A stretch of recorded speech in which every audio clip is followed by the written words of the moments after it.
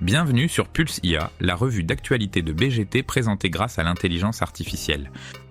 Cette semaine, nous allons revenir sur les actualités de l'été concernant l'IA, afin que vous soyez à jour pour la rentrée.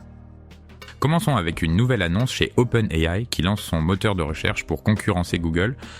SearchGPT est un prototype qui combine des modèles d'IA avec des données du web pour offrir une expérience de recherche améliorée et personnalisée.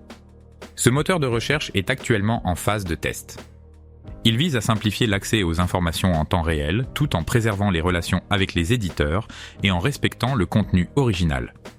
Il promet également une interaction plus naturelle et précise grâce à ses capacités conversationnelles avancées. Nous verrons donc si OpenAI sera capable de concurrencer le géant Google. Midjourney a profité de l'été pour lancer son nouvel éditeur d'images, rendant la modification de visuels générés par IA plus intuitive et flexible.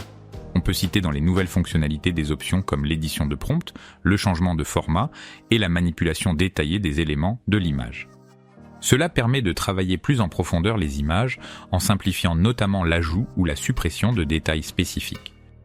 Avec son éditeur remanié, Midjourney propose une solution robuste, plus efficace et beaucoup plus agréable d'utilisation. Chez Meta et Spotify, on conteste l'IA Act. Ces deux entreprises ont co-signé un billet pour contester l'IA Act qui est rentré en vigueur le 1er août. Ils argumentent que la régulation fragmentée et inconsistante freine le développement des nouvelles technologies, particulièrement les modèles d'IA générative comme Llama. Meta reproche aussi à l'UE de limiter l'utilisation des données, empêchant ainsi la publication de ces modèles avancés.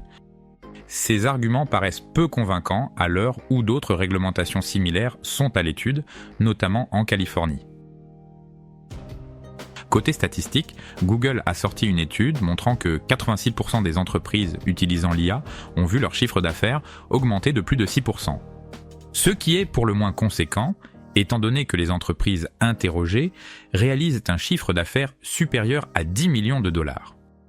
L'étude souligne que l'adoption efficace de l'IA générative peut transformer de manière significative les performances financières des entreprises. Elle met en avant également l'importance du soutien de la direction dans ce processus d'intégration. Terminons maintenant avec le top 10 des modèles d'IA les plus performants en août. Les modèles de langage de Google et OpenAI se disputent les premières places dans le classement de la chatbot Arena.